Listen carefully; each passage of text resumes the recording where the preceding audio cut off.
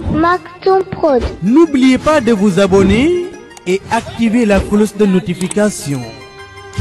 donc asalaamaaleykum mbokk yi gannaaw ba ñu leen dalalee masawu leen coono ci déplacement yi ndax xam nañu ne jamono bi xat na te itam yitte yi bari nañu donc ñu ngi leen di nuyu yéen ñëpp ku ci nekk sa tur ak sa sant di rafetlu seen teewaay ci journée tey bile nga xam ne dafa dellu ci lancement li nga xam ne mooy mouvement des enseignants militants du PUR waaye balaa ñuy xuus ci mouvement boobule ngeen may ñu rekk ñu nuyu ki nga xam ne mooy suñu président de parti le parti de l'unité et du rassemblement Seydi Mouhamadou Moustapha Sy ndax moo tax ñu daje fi li ñuy def yépp ci cadre liggéey bi nga xamante ne sumb na ko ci parti bi moo tax ñu daje fi di ci teg également ki nga xam ne mooy le candidat du PUR Aliou Mamadou Dia ak le coordonnateur du parti Cheikh Ahmed Tidiane Youm ak ay collaborateurs am yépp donc bu delloo ci li nga xam ne mooy le MEP mouvement des enseignants militants du PUR mën naa wax ni dafa bokk ci caatu bànqaasu parti bi ndax dafa bokk ci mouvement yi nga xam ne moom la ñu mujjee taxawal ci parti bi ngir mën ko dooleel ba li nga xam ne moom la ñuy xaaree parti bi ci penc mi mu mën ko bay ba ku ci nekk man ci gis boppam donc comme niñ ko waxee sànq dañu ne dina jaadu ñu waxtaan ci penc mi ak jafe-jafe yi nga xamante ne moom la jànkonteel ci cadre boobu ci lañu toog waxtaan ñu tànn thème boo xam ne dafay dellu ci li ñuy tuddee recentrage sur l'humain, quelle école pour y contribuer. mu mel nii dañuy commencer rek jéem ko wax tuuti ci tubaab bu ko defee ñu jéem a ramasser li ñu wax ci wolof bu ko defee mbokk yi mën ko dégg. Dans un contexte de crise multiforme mais aussi de rupture entre l'école et la société, s'interroger sur les fondements et la mission de l'école dans un projet de société centré sur l'humain est d'une importance capitale. Cela d'autant que la crise se manifeste, entre autres, par un effritement des valeurs qui fondent l'essence de l'humain dans les interactions sociales, les politiques de développement, les stratégies de conquête et de conservation du pouvoir. Sous ce rapport, la prise en charge de cette crise interpelle à la fois les politiques, les religieux, les intellectuels, bref, toutes les franges de la société. S'il est évident que chacun à son niveau est concerné,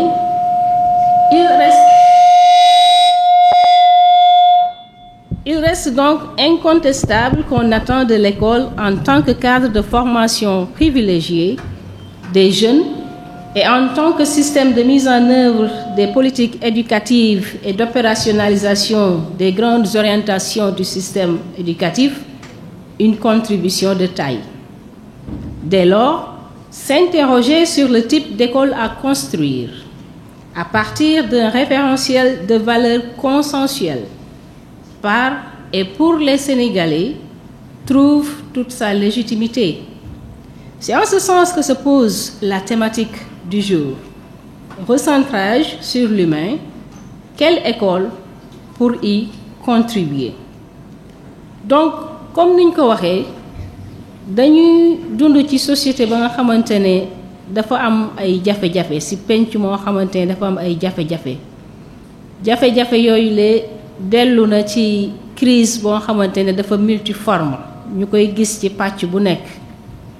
bokk na également ci jafe-jafe yooyu le rupture bu ñu constaté entre li nga xam ne mooy penc mi maanaam la société ak li nga xam ne mooy l'école. ci contexte boobule dafay jaadu kenn ku nekk ci pàcc bi nga xamante ne moom la société bi composé mu dellu ci ñi nga xamante ne ñoo nekk ci langue politique bi, ñi nga xam ne également ñoom la ñuy woowee les intellectuels, ñi nga xam ne itam moom la ñuy woowee nitu diine yi les religieux, ku ci nekk nga am loo ci apporter indi ci sa contribution pour résolution crise yooyu la. École nag am na ci pàcc bu rëy boo xamante ne ñu ngi koy xaar ci moom, donc dafay jaadu également ñu xam lan moo tax ñu tudd école. École tout simplement parce que dafa nekk cadre bi nga xamante ne fa la ñuy tàggate ndaw yi ak fa nga xamante ne itam li ñuy décider ci wàllu politique ci doxalin ci wàllu njàngal ak yar ci école lañ koy jaarale. Donc dina jaadu itam école boobule ñu toog xool def benn taxaw seetlu xool nan la ñuy tabaxee société ba nga xamante ne ni dafay jël en charge les valeurs, bu ko defee lépp loo xamante ne nekkoon na lu sooxe ci société bi ñu mën ko jubbanti. moo tax itam dina jaadu ñu recentré wu ci li nga xamante ne mooy nit dafa am solo ci société bi. Donc école boobule dina jaadu mu xool nan lay contribuer ci résolution crise yooyu la en passant par un recentrage sur l'humain. Donc il faut ñu xam ban genre école moom la ñu bëgg a tabax ngir mën a am société bu mucc ayib boo xamante ne dafay dellu ci nit. Donc liñ koy mën a defee mooy un référentiel de valeur, ay valeurs yoo xamante ne ñun ñëpp ñooy toog waxtaane ko pour une école boo xamante ne pour les Sénégalais ak par les Sénégalais. Sénégalais seen bopp ñoom ñoo koy tabax pour seeni doom, bu ko defee ñu mën a am li nga xamante ne moom la ñuy xaar par rapport ak société bi. Donc recentrage sur l'humain, quelle école pour y contribuer? Ci point yooyu la ci la ñuy waxtaan, ci la ñuy def suñu waxtaanu tey bi. Suñu mbokk Maodo Dia di inspecteur ci enseignement élémentaire dinañu ubbil ay pistes de réflexion yoo xamante ne moom moo ñuy permettre ñu mën a aborder thème bi ba li ñu ciy séentu ci ay réponses ñu mën ko am. Recentrage sur l'humain, tout repose sur l'humain. L'école a sa part à apporter, a sa contribution à apporter par rapport à ce recentrage-là, plus que les autres segments de la société. Donc, sans plus tarder, dañuy ñëw rekk jël kàddu gi jox ko ki nga xam ne mooy inspecteur Maodo Dia bu ko defee mu indil ñu ay réflexion yi nga xamante ne moom la soulever par rapport ak thème bi ñu proposé tey pour ñu mën ko waxtaane. Donc Maodo du ñu def lu dul bàyyi la kàddu gi bu ko defee nga tàmbali waxtaan bi jërëjëf. bismillahi rahmani rahim wa sallallahu wa sallama ala sayyidina muhammadin wa ala alihi wa ashabihi ajmain. Assalamu alaikum wa rahmatullahi ta'ala wa barakatuhu. Permettez-moi, à l'entame de mon propos, d'adresser une salutation distinguée au président du parti, son Excellence le professeur Cheikh Mohamed Moustapha Sy. di ko ziyaara comme l'a dit madame la modératrice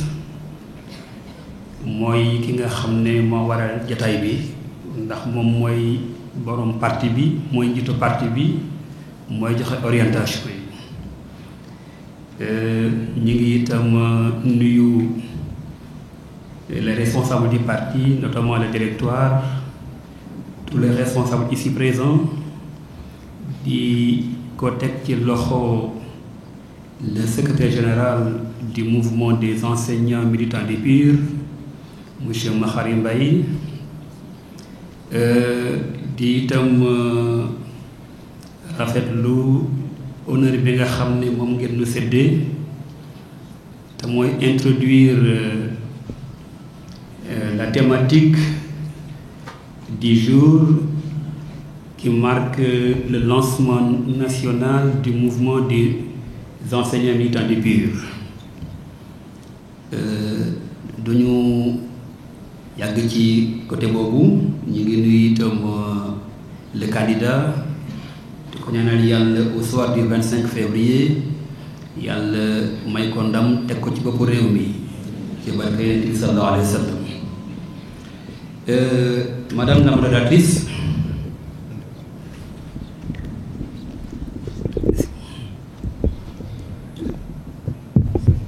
voilà, c'est bon, merci. Madame la modératrice a déjà campé le débat.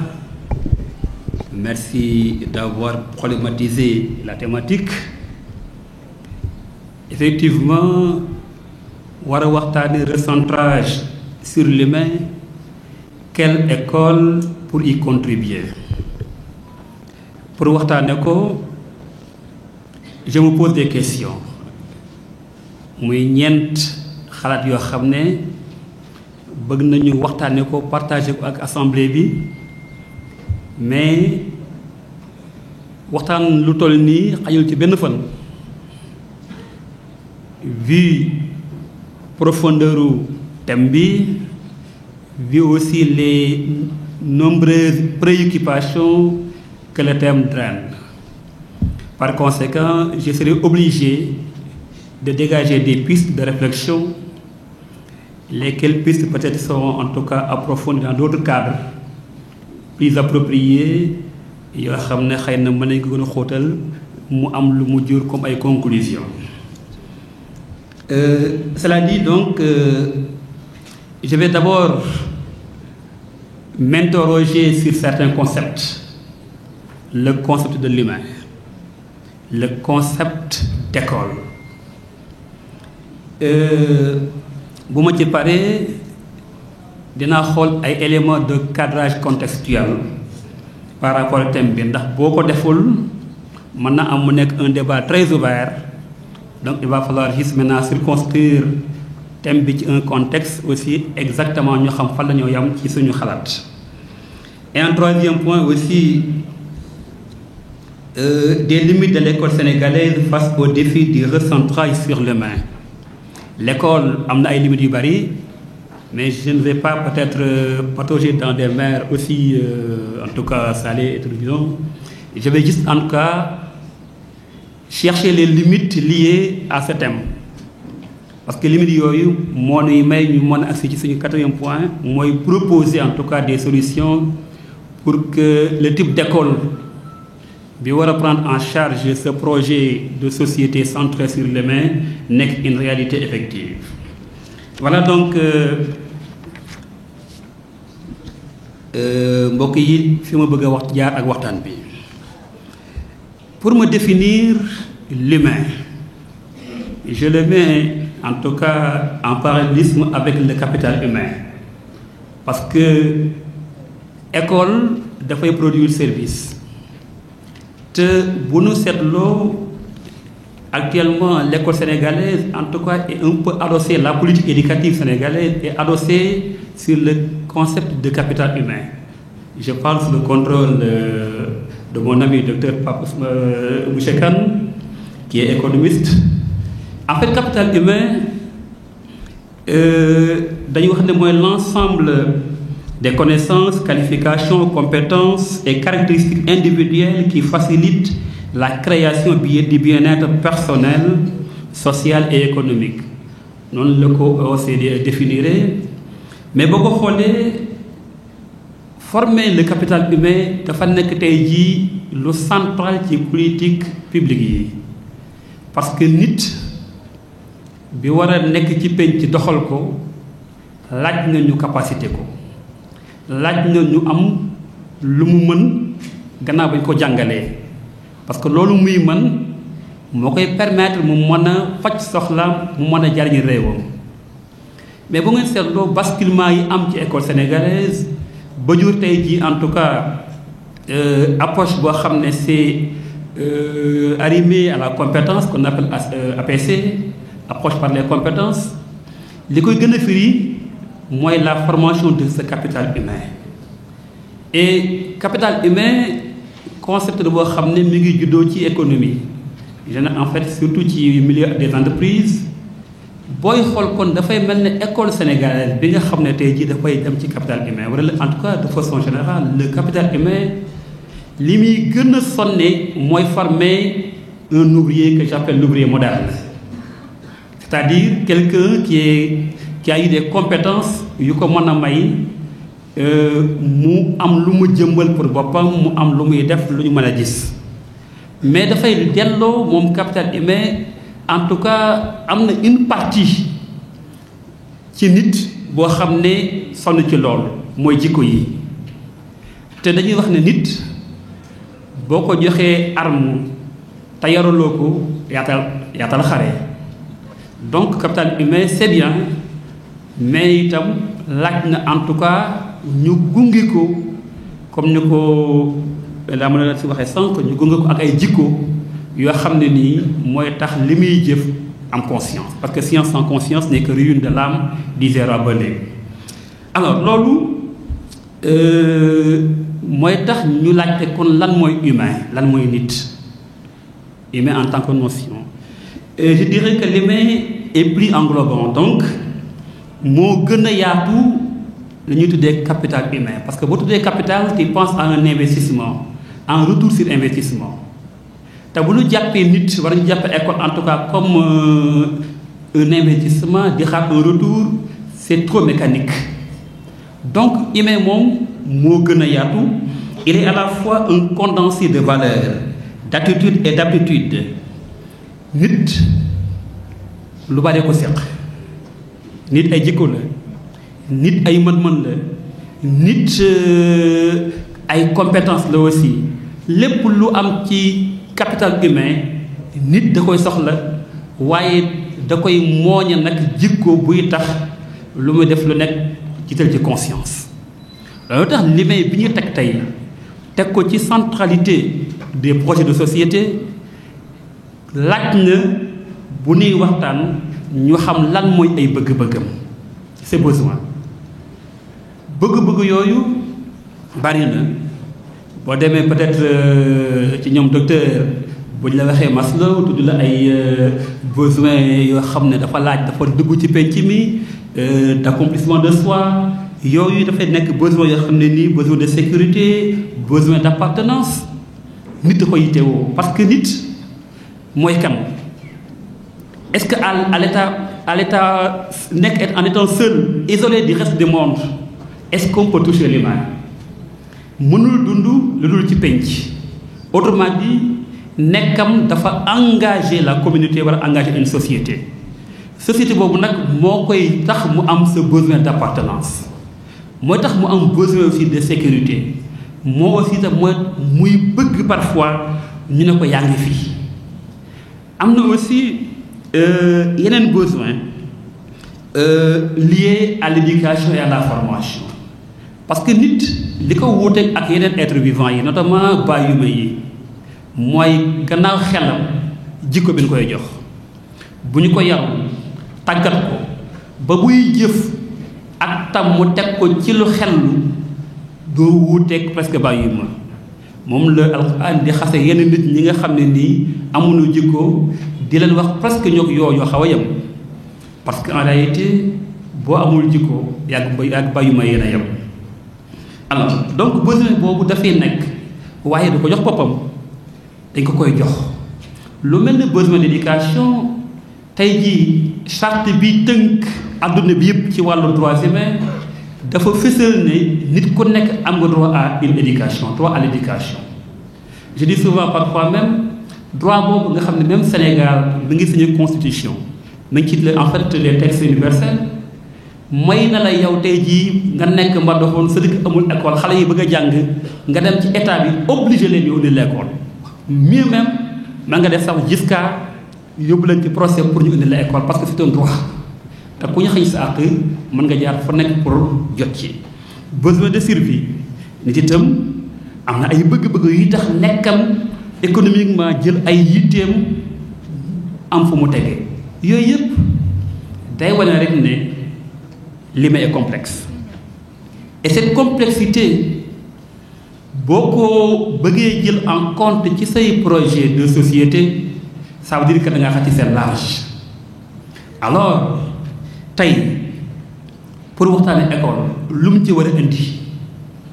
mooy sa contribution. Cela veut dire tout simplement que le chantier est vaste, il y a plusieurs paramètres à prendre en compte mais tey rek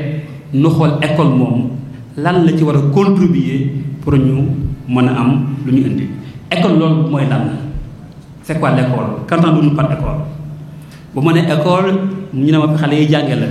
ñu ne ma mooy fi ñuy tëggee joxe yar, fi ñuy joxe savoir, mais yooyu yëpp dëgg la école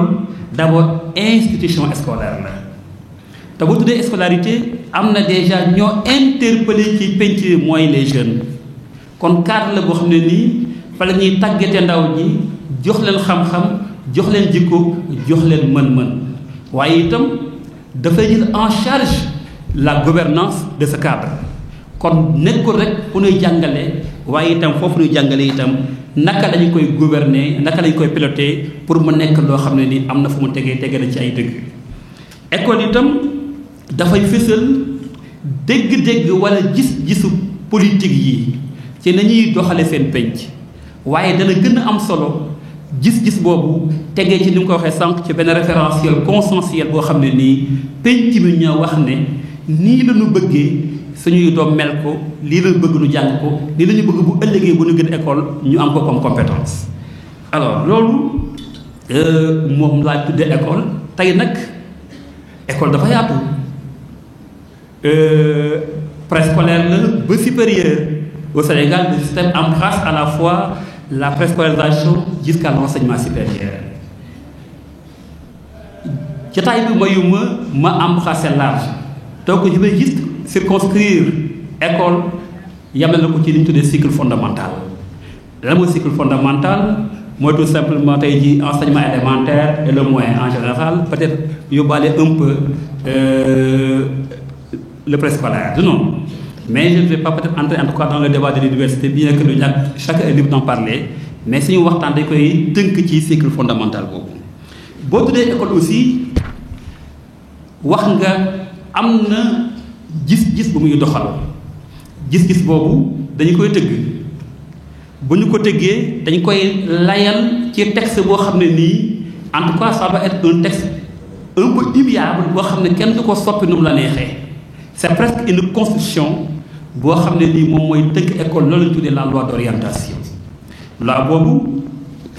Sénégal tëgg na ci boo xam ne ba léegi moom mooy suñu wàllu référence mooy 91-22 fi nga xam ne c'était en 1991 lañ ko tënkoon gannaaw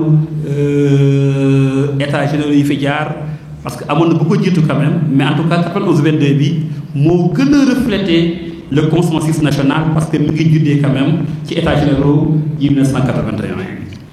école boobu donc loi boobu mooy tënk ban type de produit la war a former lan la ñuy xaar ci ñoom boo ñëwee ma ci sori parce que mën na am temps bi dama ko may mais boo demee ci loi boobu ci article bi njëkk mi ngi lay wax ban sénégalais la école war a former sénégalais boo xam ne nii dafa war a dañ ko war a jox mu préparer les conditions de développement intégral mooy nan ko dajaleel lépp luy tax mu am un développement intégré et intégral loolu rôle école la mu promouvoir les valeurs dans lesquelles la nation se reconnaît valeurs yi nga xam ne nii mooy tax ñu xam ne lii mooy Sénégal lii mooy sénégalais parce que réew mu nekk am nga ci sa culture lu ñu lay xàmmee léeg-léeg nga gis ku fecc mu wóor ne pecc mi daf lay delloo ci milieu séeréer parce que lii culture am la da nga dem feneen am ko wax à l'étranger nga xam ne ki ivoirien la parce que ni mu jëfee ak ni mu lekkee ça reflète sa culture yooyu effectivement école da ciy préparer sénégalais bi mooy tekki ne kon du rek mbiru benn xeet mbiru benn gëm mbiru ñi benn diine wala benn daayira mais mbiru réew mi la da ngay am ci c'est large pour am un fond culturel boo xam ne mooy tax ce qu'on appelle nation nekk une réalité. Élever le niveau culturel de la population loolu itam loi bi tudd na ko maintenant yooyu mu tudd comme finalité bu ñu jëlee nit teg ko ci comme centralité de notre projet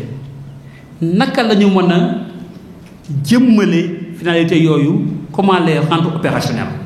loolu am na benn bindkat bu ñuy xalaatkat c'était un ministre en France Jean-Luc Bianco wax na ne ñeenti axe bu ñu ko tegee mën na servir en tout cas de référentiel pour ñu rendre opérationnel les finalités de l'éducation bi ci njëkk mooy la sensibilité qui engage le rapport à soi-même et aux autres c'est-à-dire nit ko ne yëg-yëg bi lay wan ne yow la tax lay jëf tax itam ñeneen di jëf loolu c'est important bi ci des mooy le droit et la règle qui engage le rapport à la loi penc itam bu ñu ko organiser wul encadré ko par une législation forte lii xew mooy ku ne jàpp la neex tey jii bu ñu ñëwoon école ku ne ubbi fu la neexee ma toog sama kër ubbee ko jàngale li ma neex bu ëllëgee Sali def ko Moustapha Niang def ko ku ne di jàngale la neex est-ce que on aura une école dite sénégalaise parce que mën naa jàngale lu ñuy rayee nit sama école kii jàngale lu ñuy dundale nit kii jàngale leen lu baax mais yooyu yëpp il faut ñu am en tout cas benn cadre juridictionnel boo xam ne nii mooy encadre école mais itam ci loolu itam nu wax ne yow bi ciy def nii nga war a ñëwee ni la ñuy tànnee et cetera ñetteelu axe bi mooy le jugement pour penser pour soi-même et avec les autres muy surtout poser problème de l'autonomie et de l'esprit critique bi nga xam ne dafay feeñ toujours ci finalité loi d'orientation yi parce que école itam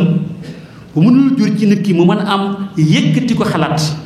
buy tax bu timee mbir sëpp ko xalaat ci téere ci ay conclusions soog a agir jaratu ko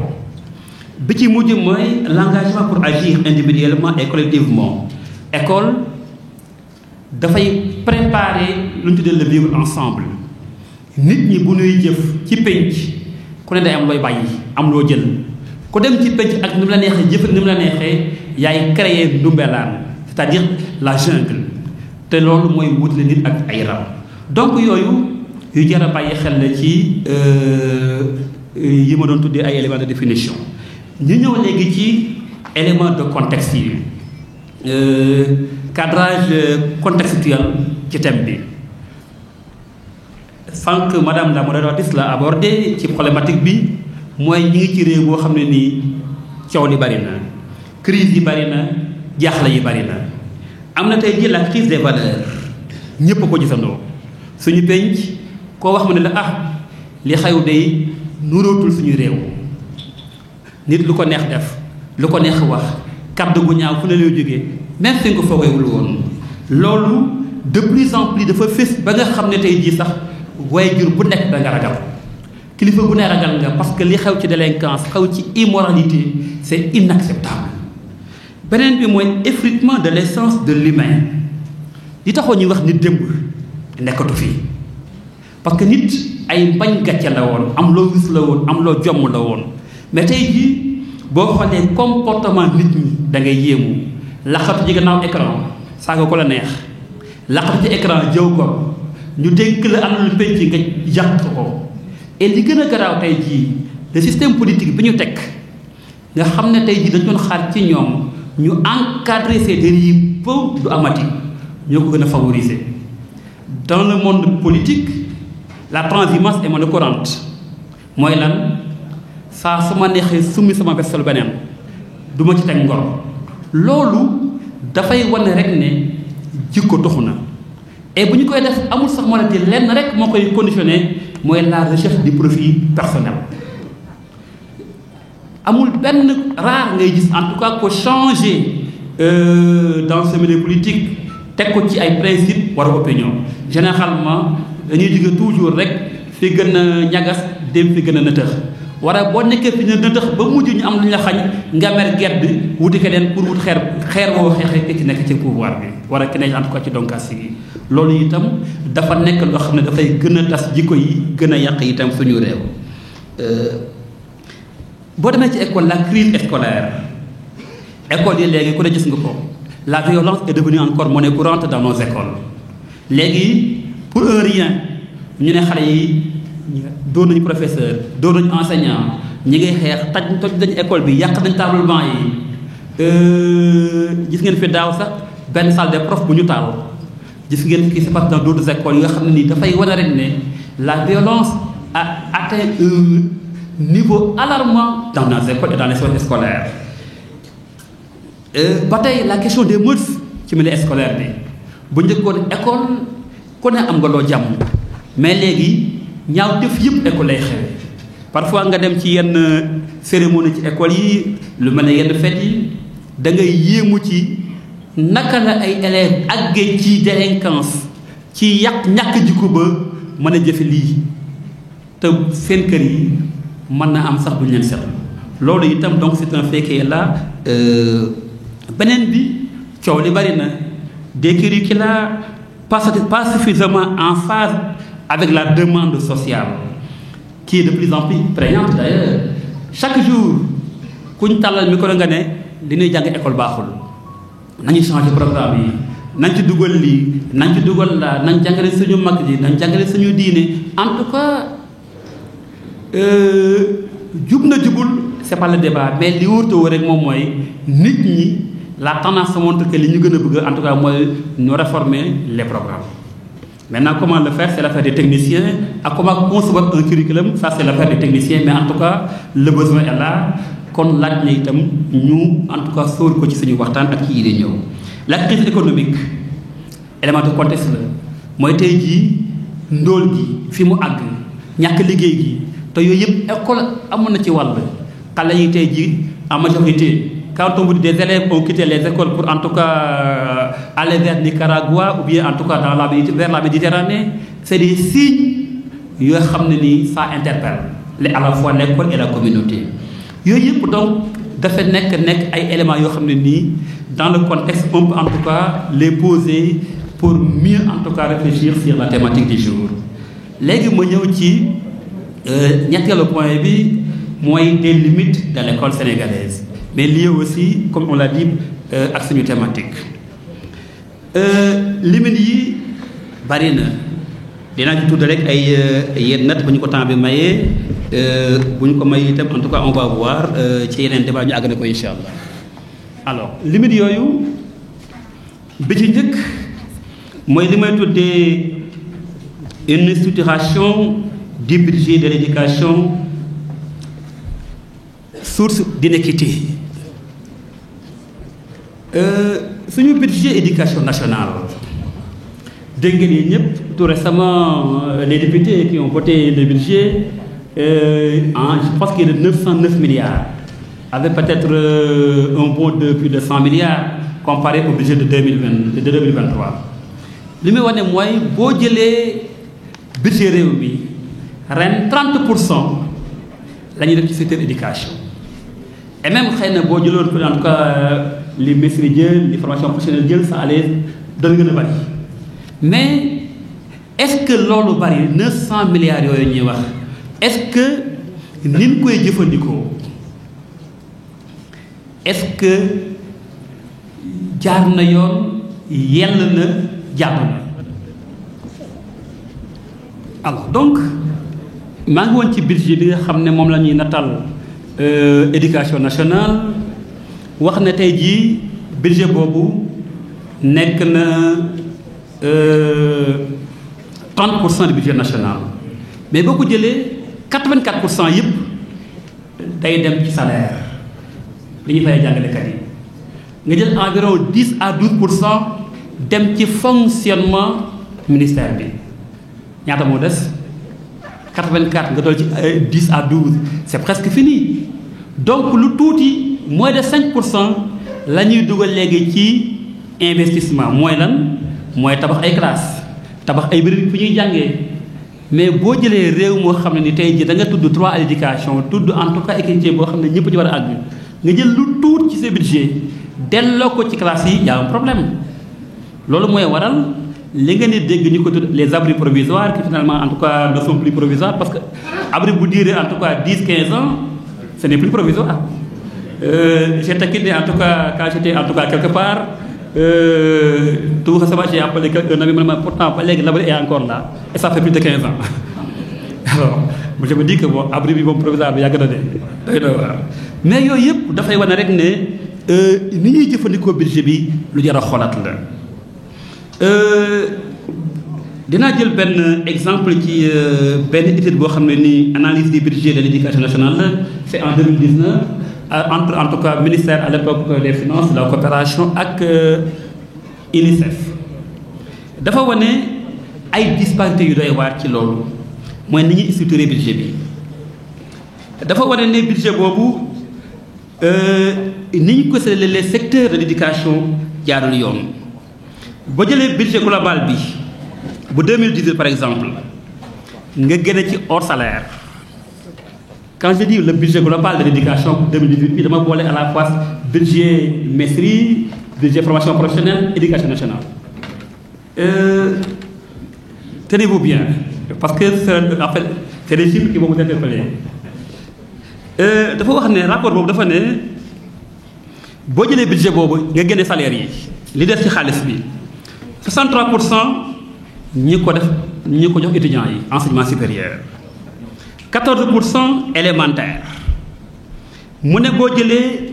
nga xool ko en termes de chiffres limites yi di tudd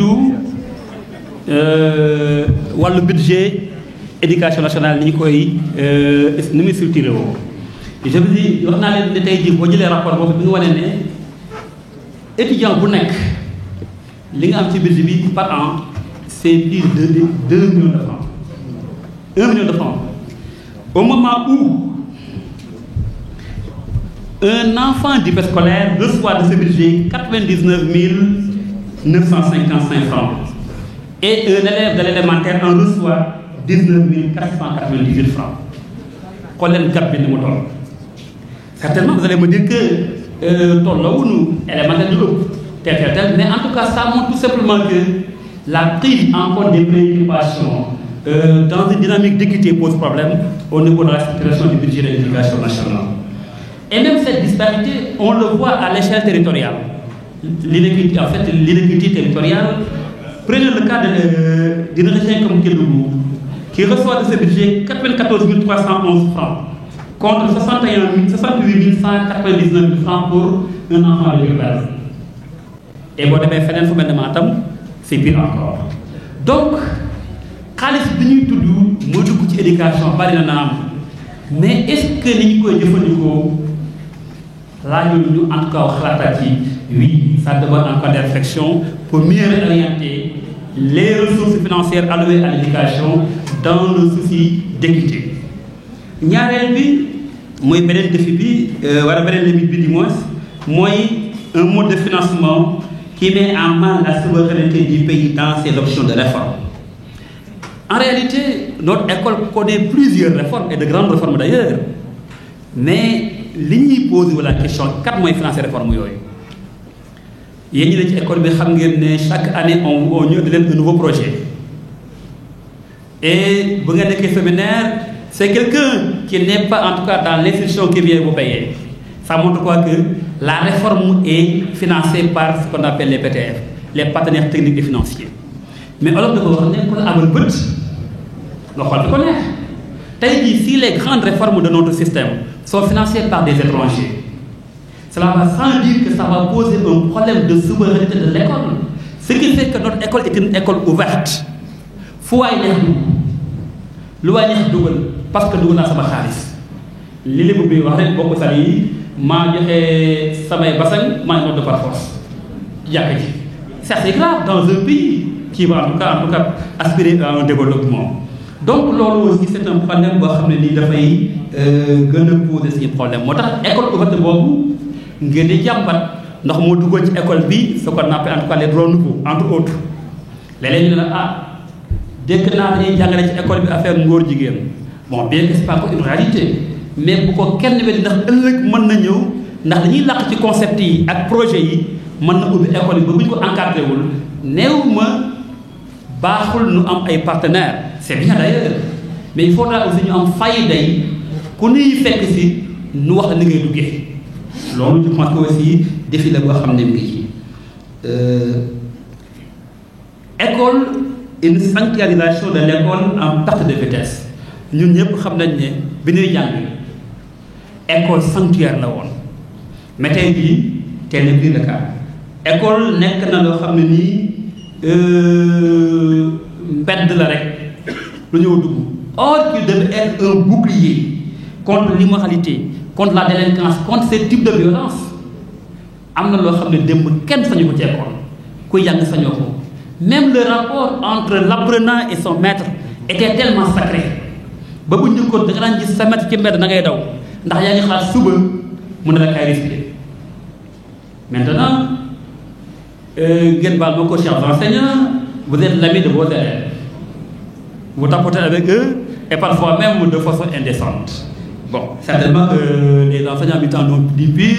qui ont en tout cas une éducation de base très voilà peut-être que ils sont au-dessus de la mêlée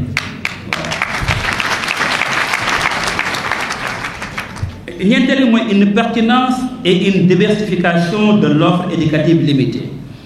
école bi tey jii li ñu seetlu mooy wax naa sànq de éducation droit la mais est-ce que ñëpp am nañu ko droit la boo xam ne nii warul bàyyi kenn ku ne ak na la yàlla bindee war nga am école bu la jox la nga bëgg loolu nag de plus en plus dafay poser problème école bi itam war na bàyyi xel xale bi ban làkk lay jàngee n'est-il pas temps de nous interroger en tout cas sur le médium au Sénégal c'est vrai état bi am na lu mu def pour ne pas parce que tey jii on a introduit les langues nationales dans le système à travers tey jii le MOEX en tout cas qui se profile depuis 3 ans ou 4 ans le RIL était déjà là avec en tout cas 3 langues aujourd'hui c'est 6 langues qui sont positionnées à savoir le wolof le pulaar le mandeng le sereer le mandinka je sais plus yooyu ñu ngi leen dugal ci école bi ñu koy jàng entre CICP et un peu CE mais la question n'est pas là bilinguisme boobu ñuy prôné et le type subtractif depuis 81 Sénégal posé wu na débat boobu if jaar bëri na ay élan jaar na fi arrêt jaar na fi yu bëri jaar na fi et jusque maintenant en 2000 je ne sais plus 23 24 la ñuy soog a penser à aller vers un modèle harmonisé muy MOEX alors bi ci des mooy taxuma ko mais en tout cas fan la jëm ak ñun dans 6 ans élève bi jàng à travers une langue nationale fii ak 6 ans nu ñu ko évaluer c'est des questions en suspens yoo xam ne nii peut-être que les experts du système sont en train encore de réfléchir sur ça donc là aussi lu jar a bàyyi xel ci suñu jëm ci suñu école bi d'autant plus que nous avons une vingtaine de langues codifiées et nous avons positionné 6 langues présentement yeneen dañu leen def est-ce qu'on va prendre en compte toutes ces langues et la carte linguistique lan la ñuy imposer yan en tout cas souplesse la war a am hier je disais à un ami inspecteur que quelque part j'ai vu en tout cas dans une école où on enseigne le wolof et c'est un village purement socé dégguñu wolof et c'est sur le gâteau l'enseignant qui doit enseigner à ses enfants socés à travers le wolof est un séeréer dégguñu wolof c'est pas votre coin dans le Djidor voilà bon mais quand même c'est pas méchant c'est juste en tout cas pour soulever un débat que ne lu baax la waaye laaj na ñu gën ci xalaat pour répondre en tout cas à toutes les aspirations des Sénégalais loolu donc lu jar a bàyyi xel la beneen bi moom mooy l'éduquer au national mooy nit ñi ñu yar leen l'éduquer au national pour reprendre le professeur Amadou Fall l'historien xam nga lañ la yar ci li nga moom lu baax la moom la wax sànq ci l'école sénégalaise par les Sénégalais et pour les Sénégalais mais loolu lan la dégg loolu ciy dégg tey jii en fait l'école est sénégalaise parce que ce sont des Sénégalais qui enseignent dans notre école non c'est nous experts inspecteurs qui en tout cas construisent et valident les programmes au niveau institutionnel n'est-ce pas Le financement est à 90% sénégalais, attention. Donc c'est une école sénégalaise, entre guillemets. Mais lan laa bëgg a wax est-ce que liñ fi jàngale wax nga sa xalaat yow est-ce que président wax nga sa xalaat est-ce que Bakary wax na xalaatam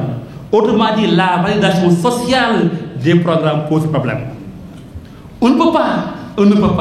dans un pays en tout cas pour assurer la durabilité du système enseigner à travers des curricula qui n'ont pas en tout cas été validés par la société. Dëgg la ñëpp duñ ñëw voter comme à l'élection mais en tout cas il faut qu'il y ait une représentativité buy mën a def en tout cas ñu mën a defend bi bon mon ami ma dim il me reste 10 minutes je vais aller vite alors pour une école utile école itam dafa war a nekk une école utile c'est-à-dire école boo xam ne yow mi ciy dugg sentir nga une certaine utilité booy gént loolu mooy positionner dans l'école ce qu'on appelle la formation professionnelle. Et là aussi c'est vrai que le Sénégal est en train de bouger et de faire bouger les rangs dans ce domaine avec pris beaucoup de projets mais il y a problème. Boo jëlee en tout cas rapport ANSD bi passé mooy agence nationale des statistiques et de la démographie li wax c'est un peu en tout cas alarmant. Nous avons au Sénégal 12 lycées techniques. Et même il y a des régions, il y en a 4 qui n'en ont pas. Le cas de Louga, c'est mon dëkk amul école amul lycée technique. Le Kaffrine amul, boo demee un peu Matam, Sédhiou, c'est des régions sans lycée technique. Ça c'est un problème. Nga jël centre de formation professionnelle yi ak les instituts de formation professionnelle au niveau national, c'est 384 centres. Bien que l'audit qui a été commandité tout récemment a montré des chiffres beaucoup plus en tout cas conséquents que ça. Mais 394 bi bari na non mais boo ko xoolee les 75 sont du secteur privé. Autrement dit état bi amul dara lu mu teg tey jii un CP par département c'est un problème. Pour un état en tout cas qui dit à l'horizon 2030 je veux en tout cas avoir 30% des orientés après le BFM vers le secteur de l'enseignement professionnel. Mais il y a un cadre d'accueil pose problème. Alors donc aussi je pense que par exemple vous allez construire plusieurs centres d'accueil dans ce sens. Beneen défi bi mooy àdduna dafay bouger on parle d'éco-citoyenneté de développement durable l'esprit est déjà là. Éco-citoyenneté dafa la tey jii xale yi ñu former leen dans ce sens parce que le développement durable met en balance plusieurs facteurs à la fois l'environnement, la société, l'économie, la culture. Aujourd'hui même la démocratie est interpellée à travers cette balance. Donc loolu aussi c'est limite la boo xam ne nii mi ngi ci suñu école sénégalaise. L'obligation d'ouverture à travers une formation scientifique solide animée à notre environnement économique et industriel. Notre pays est à l'ère des hydrocarbures. Mais nous ñëpp on a vu que quand on a voulu explorer notre pétrole, on a sollicité l'expertise internationale. C'est simple parce que musuñu am dans le cadre des prévisions de la prévision des politiques éducatives que bis dina ñëw ñu soxla xeetu xereñ boobu. Kon laaj ne bu ñuy tëggaat école bi war a ubbeeku ñu bàyyi xel ne lépp loo xam ne dafa nekk déterminant ci suñu réew soxla expertise scientifique et technique nañ ko intégrer dans nos curricula loolu c'est important. Les manquements liés à l'accès wax naa ko sànq école amul fépp environ 150 000 écoles au Sénégal plus de 300 000 villages sont là et village bu nekk soxla na ko quand même. On a sànq le problème de ces centres de formation technique et professionnelle etc. Donc au plan territorial yooyu yëpp ça pose problème. Pilotage bi c'est encore des limites. Pilotage bi mooy ni ñuy jiite école bi école de la communauté ci la bokk mais aussi ni ñuy tëggee ci kaw ni ñuy utiliser sana sànq ci budget bi li ñuy koy dugal ci fonctionnement c'est déjà trop. Alors transparence bi ak reddition des comptes war na mën a dugg foofu. Maintenant je termine avec quelle école proposer. Quelle école moo mën a jël en charge le projet de société centré sur l'humain. D'abord il faut que ça soit une école dont les lois et orientations et contenus font l'objet d'un consensus fort. Tey jii et non plus une école construite à partir de la seule vision d'un homme ou d'un parti politique. Le pur ne peut pas et ne doit pas imposer aux Sénégalais une école. Vous pouvez avoir une vision, texte et stratégie, mais donner ça à la population, à la société du palais d'école. Et je sais que vous allez le faire, ça c'est sûr. Parce que le pur c'est la transparence. Donc école itam fokk daal mu nekk bi ñu bëgg ñun ëllëg pour mu jël en charge suñu loolu mu nekk une école boo xam ne nii dafay bàyyi xel consensus boobu ci conception orientation ak programme yi. Une école centrée sur nos valeurs sociales de référence est préparée à une ouverture maîtrisée en accord avec notre système de valeurs. wax naa ko sànq nous avons un système de valeurs codifié mais qui n'est pas écrit et c'est pas grave parce que ku ne xam ne ko ku ne xam ne tey lu xel nangu ak lu xel nanguwul. Serigne Cheikh Ahmed Tidiane Sy Al Maktoum wax na ci lu bëree bëri ci système de valeur boobu ci ay waxtaan yu bëree bëri je pense que loolu aussi école laaj na tey jii ñu bàyyi ko xel ci fi ñu jëm pour l'école nouvelle à construire. Troisième point en ce sens, c'est une école où les réformes majeures sont financées par un budget sur fonds propres. École boo xam ne nii na ci sa xaalis dem lépp loo ci bëgg wutul mooy yow sa biir réew def ko mooy tax kenn du la jaaral fii dugal ci lii ça c'est important. Une école mieux centrée sur les aspirations liées à l'orientation des élèves, liées à la spécialisation précoce. tey jii xale yi dañoo wàll il faut les écouter laaj na école bi ñuy war a créer nekk xale école boo xam ne nii bëgg-bëggu xale yi dañ ciy bàyyi xel. Commencer dès l'élémentaire xool lu ñu tuddee spécialisation précoce xale bii kat am na xarañte ci wàllu musique ñu orienté ko préparé ko am na xarañte ci wàllu dessin ñu orienté ko xam ne bu ñu ko mën a dem ba ci dessin industriel bu nekk un grand technicien loolu dafa laaj tey ji école teg ko pour ñu mën a àgg parce que on a perdu beaucoup d'élèves yu ñu dàq sachant qu'ils sont nuls c'est parce qu'ils sont compétents ailleurs l'école n'a pas pris le temps de les écouter pour les orienter vers le spécialisation. Ça c'est un problème boo xam ne je pense que l'école nouvelle doit prendre en charge. Une école bon là aussi je vais parler de la diversification de l'offre de formation professionnelle et la vulgarisation de l'offre loolu aussi lu jar a bàyyi xel la ci école bi. Une école où l'enseignement professionnel et technique reste une option et non plus une issue de sabotage. bu njëkk tey jii école dama CFP bi parce que da nga échoué école bi c'est comme les ratés de l'école publique ñoom rek ñu war a dem ci école de formation mais non il faut que la formation professionnelle se positionne comme étant une solution et un choix fort ñu xool tey jii yàlla may xarañte ci technologie ci professionnalisme dans les métiers ñu yóbbu leen fa tàggat leen def leen ay ingénieurs def leen ay techniciens de haut niveau. Une école plus inclusive certainement sama mbokk arabisant yaa ngi fi me diront que école boo xam ne dañoo compal daara ji mais quand même dans ce sens aussi il faut que nous en tout cas l'État a fait quelque chose d'important et c'est mais quand même li ëpp solo itam mooy dañ gën a renforcer xam ne offre bi ñuy jox Sénégalais yi am nañu soxla njàng diine kese. aller dans le ñombato on vous dit que d'accord li ñu bëgg ñun mooy ñuy jàng alxuraan ak diine il faut naan ko lañ leen jox loolu donc loolu c'est important inclusion boobu dafa laaj ñu bàyyi ko xel ci école bi peut-être enfance mi ngi dem commencé nañ ko daan mais laaj na itam ñu gën ko xool gën ko articuler ak système bi parce que itam mënul am dans le système ku nekk fii ak ses pouvoirs di aju ci école bi keneen nekk fële il faut ko tey système bi c'est un problème bon là moom nañ ko xoolaat tuuti enfant a besoin spéciaux yi wax naa ko sànq école bi leen bàyyi xel on en a peu au Sénégal da nga dem Dakar fekk peut-être benn ñaar école yoo xam ne ñoo jël xale yi nga xam ne nii am nañ déficience yenn yi or que ni leen yàlla bindee tekkiwul ñu bedd leen ci penc bi dañoo bokk na leen école créée en tout cas cela et l'école nouvelle doit aller vers ça et même les adultes yi jàngul mooy EBJA nañ leen dugal par rapport à un plan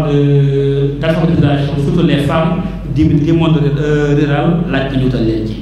en créant donc équité des chances, équité territoriale, équité au plan des infrastructures. Ça c'est important. Une école qui fonctionne, qui valorise la fonction enseignante, là c'est important. Tey jii enseignant bi bien formé, c'est vrai que c'est un problème, la formation est assez courte parfois, mais quand même, ça se comprend.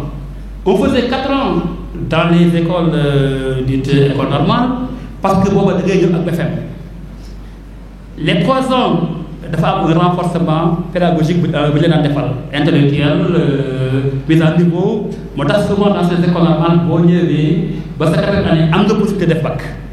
Maintenant la 4e année c'est une année maintenant destinée à la formation donc du métier d'enseignant. Tey jii comme on recrute à partir du bac, ce n'est plus pertinent d'aller vers 4 ans. Mais quand même n'empêche, on doit en tout cas davantage mettre l'accent sur la formation initiale. Mais au-delà, yow jàngalekat bi yaay kan laaj na école bii di ñëw dimbali système bi ci laxisme enseignant yi mooy une présence négative dans les classes ne ci classe bi rek noonu la neexee rarement ngay gis koo xam ne en tout cas le quantum horaire de satisfaire c'est un problème. Enseignant boo xam ne du point de vue en tout cas contrat éthique et déontologique c'est un problème yooyu yëpp donc laaj nañ ñu indiwaat ko gën a valoriser aussi donc l'enseignant mais aussi da ko gëddam parce que itam mooy ki nga xam ne moom mooy former réew mi taxaw. Alors une école où l'enseignant donc s'engage davantage dans la réalisation de la qualité et le respect de l'apprenant, une école qui privilégie la formation de praticiens réflexifs. Une école où la communauté s'implique davantage dans le pilotage et dans le fonctionnement. École bi yéen a ko moom yéen waa penc bi c'est l'école de la communauté. D'ailleurs même dans le budget il y a en fait une part boo xam ne c'est la contribution des ménages dans l'école. Yéen ñi ko moom nag bu leen yam rek ci ñooy parents d'élèves yi mais dañu war a dugal seen loxo ci pilotage école bi nan lay doxee lan mooy besoin c'est-à-dire supplier l'État quelque part à côté des collectivités territoriales pour en tout cas faire de l'école une vitrine d'excellence attrayant où ku ne bëgg fa demaat. Et enfin une école où la culture de la transparence et la reddition des comptes devient une réalité. Je parle de ça par rapport njëriñ école bi ñooñu itam laaj na ñuy rendre compte penc mi moom école bi mu leer ñu fi def nu mu demee de rendre compte ñu koy waxtaanee xool les difficultés et dans ce sens même je pense que tout récemment il y a en tout cas des innovations bu école commencé par rapport peut-être à un projet et c'est assez important quand même. Enfin une école qui veille à l'assainissement du secteur privé. Je vais m'arrêter là. Le secteur privé de l'éducation c'est le marché mbëbës. Il faut m'excuser de ça. li ma bëgg wax mooy fu waay nekk ubbi école et même tey jii c'est vrai que le privé dafay contribuer à l'effort de l'éducation de l'État kenn du ko dàq parce que état mënul àgg fépp mais itam laaj na ñu assainir ko encadrer ko teg ko ci yoon loolu que ça soit le secteur privé de l'enseignement général le secteur privé de l'enseignement professionnel fa la gën a doy waar tout récemment en tout cas loolu a montré en tout cas beaucoup d'incohérences et beaucoup de problèmes ubbi sa magasin rek tudd ko centre de formation professionnelle boo defee ñaari weer jàngale nu ñuy leen te bu subaa nga fay jaay mango te fu financement amee nga jug taw na sama école ba ngi fi c'est des problèmes yoo xam ne nii je pense que l'école nouvelle doit aller vers ça. Sur ce, chers camarades, je vous dis merci de votre attention. ñoo ngi nuyu ñi ci salle bi ñëpp di exprimer toute la fierté de la Fédération de Thiès d'abriter la cérémonie de lancement du mouvement national des enseignants du PUR. Mais surtout, notre fierté à recevoir le candidat du peuple, le candidat du PUR, le président Alioune Mamadou Dia, à qui nous souhaitons la bienvenue dans cette ville ô combien historique. Thiès est réputée être une ville rebelle, Mais Thiès a cessé d'être une ville rebelle pour devenir une ville de refus de toute injustice, de refus de tout ce qui peut freiner ou retarder le développement économique, culturel de notre localité. Thiès, qui donc est fier de recevoir le candidat Aliou Mamadou Dia et qui a profondément l'espoir de l'accompagner jusqu'au palais de la République, inchallah. Je n'aimerais pas être long dans mon discours, beaucoup muy gudd lool, mais dañu doon dalal les enseignants d'abord, même si on est arrivé un peu en retard pour des visites qu'on a eu à faire pour gagner du temps. Mais am nañu fierté ci dalal leen surtout nag parce que nous sommes également de la corporation et c'est dommage qu'on ait raté une grande partie de l'exposé de l'inspecteur El Hadj Maodo Dia, mais sûrement nous allons rattraper car on va tout faire pour qu'il nous laisse le dossier pour qu'on puisse déguster son exposé davantage. Donc maa ngi yemale foofu kàddu yi di bëgg lool ci li ñu recevoir fii lancement des enseignants ndax Thiès, le choix de Thiès n'est pas fortuit à mon avis. Donc choix boobu ñu porté ci département de Thiès contentement lañ ci am mbégte lañ ci am encore une fois ñoo ngi leen di gërëm bu baax ci choix boobu. dañu doon wax rek ni fii nga xam ni fi la Sénégal toll dafa nekk étape bu am solo ndax dañuy waajal élection boo xam ni Sénégal yépp dañ ci teg seen yaakaar élection boobu nag dañ koy waajal ci contexte bu doy waar ndax ku ne xam na ni boo jëlee ci domaine bu ne crise bi ni mu mel ëpp na li nga xam ni domaine la bi ñu gën a intéressé ñun en tant que enseignant muy ci wàllu éducation école sénégalaise néew na fukki at yi yépp mu dugg ci at moo xam ni perdre ñu 2 ba 3 weer loo xam ne ay grève moo ko waral bu ñu jëlee université miinoon nañu 2 session de juin ak session de juillet ñi nga xam ni jàll ñu ci préparer session d'octobre mais fi mu ne étudiants yi enseignants yi maîtriser tuñu le calendrier académique ndax chamboulement total te calendrier boobu dafa mel ni dañ ko aj ci calendrier électoral fi mu ne état bi wóoluwuñu sax étudiants yi di jàngi balaa élection yi parce que jàpp nañ ne bu ñu nekkee ci université yi mën nañu gën a renforcer seen capacité seen sensibilité oppositionnelle ba mën leen fi jële ci nu gën a gaawee te loolu catastrophe la bu ñu xoolee ci wàllu société lii nga xam ni moo gën a sonal sénégalais yi mooy dundu gu cher gi jigéen ñi daw nañu ba sonn jeunesse bi amatuñu espoir au jour le jour ku ci nekk ñenn ñi ñi ngi dem di bokk ay tontine pour lan pour mën a am lu ñu passé jël gaal gi au point d'y perdre leur vie wala tulqu bi aydikum ila tahlukati loolu rek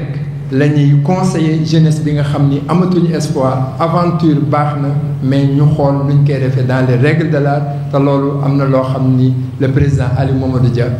dina ko ci proposer te commencé na ko proposer jeunesse bi incha allah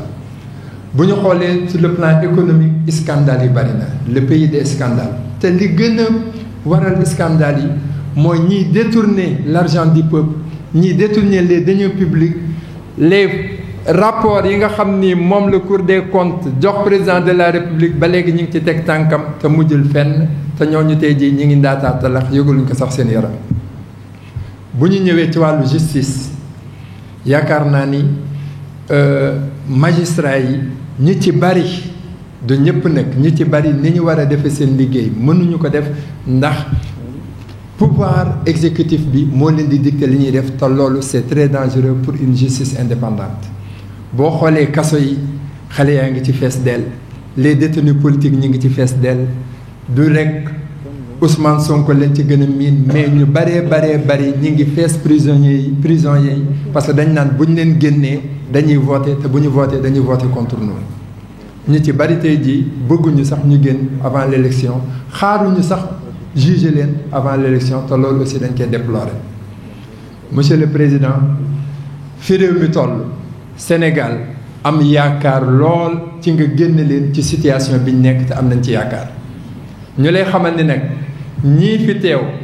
représenter le mouvement des enseignants militants du PUR lii azaka la ci li ñëwul ndax am na ci ñoo xam ni démb la ñu jël fête mënaguñu jotuñu sax def le voyage mais fu ci nekk ci fédération am na ay délégation yu fa jóge ñu fekk fii les enseignants de Thiès ñu dalal ñu te loolu lépp nag ñu koy santé suñu président de parti ak Seydou Mouhamadou Moustapha Sy nga xam ni jom ji teel na ko def ci ñun avant même ñuy jël service Abdou Aziz wax na ko léegi DJ bi ni am na loo xam ni bettu ko ci Hadji Maodo Dia mais ñi fi nekk ñëpp bari nag ñoo xam ni avant ñuy jël service conscience professionnelle conscience citoyenne mu jiitu ci ñoom avant la conscience professionnelle loolu moo tax liggéey bu ñu leen sant dañ koy def ni mu war loolu daal mooy li nga xam ni moom la ñu doon wax di nag sargal vraiment ñi nga xam ni ñoo fi teewal assemblée muy suñu honorable député yi ñi ngi fi teew les élus municipaux ñi ngi fi teew Monsieur le Président du parti Seydou Mouhamadou Moustapha Sy, Monsieur le Président Aliou Mamadou Dia, candidat du Sénégal à l'élection présidentielle 2024, Madame, Messieurs les élus parlementaires, Madame, Messieurs les élus départementaux, Madame, Messieurs les élus municipaux, Madame, Messieurs les secrétaires généraux de fédération, avant cela d'abord, Madame, Messieurs les membres de la communauté éducative ici présents et qui ont bien voulu honorer de leur présence cette journée de lancement, à savoir les inspecteurs d'éducation, les parents d'élèves, Madame, Monsieur les secrétaires généraux de fédération, Madame, Monsieur les membres du Conseil politique national du PUR, Madame, Monsieur les secrétaires nationaux, Madame, Messieurs les militants, Madame, Messieurs les sages du parti, honorables invités. Le 25 février prochain, le Sénégal va amorcer un tournant décisif de son histoire politique, marqué par l'organisation d'un scrutin d'une telle importance dans sa vie politique. Un scrutin qui se prépare dans un contexte de crise générale et généralisée. Au plan éducatif, notre école est tenaillée toutes ces dernières années par des grèves cycliques qui n'ont pas fini de causer du mal à tous les apprenants. Sur le plan éducatif toujours, l'université sénégalaise n'est pas encore sortie du coma, marquée par une fermeture qui expose les apprenants à l'immigration clandestine et les enseignants à la fuite du cerveau. Au plan social, la cherté de la vie ne cesse d'accroître le désarroi des ménages et particulièrement les femmes qui ont du mal à joindre les deux bouts. Au plan social toujours, la jeunesse censée être l'espoir du Sénégal, le futur en gestation n'a plus d'espoir et ne regarde que l'océan pour y perdre sa vie au jour le jour. Au plan économique, des scandales de toutes sortes continuent de paralyser notre pays et favorisés par une impunité totale. Au plan judiciaire, nous empruntons à notre collègue, à notre compatriote, le juge Dème, qui disait « Je démissionne d'une magistrature qui a démissionné », pour juste résumer la situation de notre justice sénégalaise. Sur tous les plans donc, vous voyez que le mal est profond. Face à cette situation, le PUR, qui ne compte pas jouer un rôle de second plan dans cette élection, a toutes les chances de la remporter, car elle a un président de la trempe de Seydou Moustapha Sy, mais aussi un candidat qui déjà fait beaucoup l'unanimité de par son profit, de par son parcours, de par l'expérience qu'il a acquise à travers sa vie professionnelle à l'ONU, de par les résultats qu'il a obtenus dans les domaines de la bonne gouvernance et dans les domaines de développement, je veux nommer le président Aliou Mamadou Dia.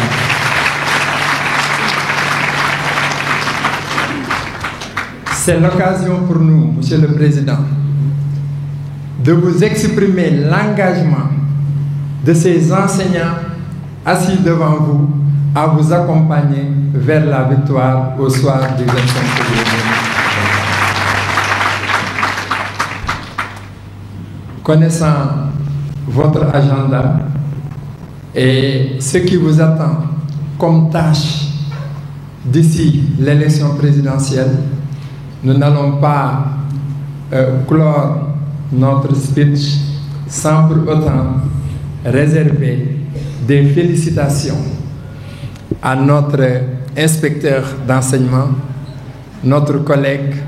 M. El Hadji Malik Dia Di Maodo, pour sa brillante prestation. C'est l'occasion aussi pour moi, Monsieur le Président, de vous témoigner de la fierté que nous avons envers notre adjointe, Dr Adji Salimata Gueye, l'infatigable à nos côtés pour une bonne réussite de la mission que vous avez confiée au mouvement des enseignants du PUR. Donc, sans plus tarder, Monsieur Abdelaziz, nous allons vous remettre la parole en remerciant davantage aussi la presse qui est ici présente et qui aura certainement l'occasion de recueillir à la fin quelques mots du président, parce que c'est la première visite officielle de Aliou Mamadou Dia à Thiès, et la presse ne cesse de nourrir l'occasion de vous avoir sur vos plateaux. Inch'Allah, nous allons vous passer une demande forte des Sénégalais, des Thiessois, que votre visite ne se limite pas à cette journée seulement. Voilà. Maktoum Prod. N'oubliez pas de vous abonner et activer la cloche de notification. Badrul Boutouri, Khatmul Maktoumi, Hawi Shariati, Hamil Haqiqati, Alam Tarbiyati, Zul Izz al-Mukarram. MashaAllah.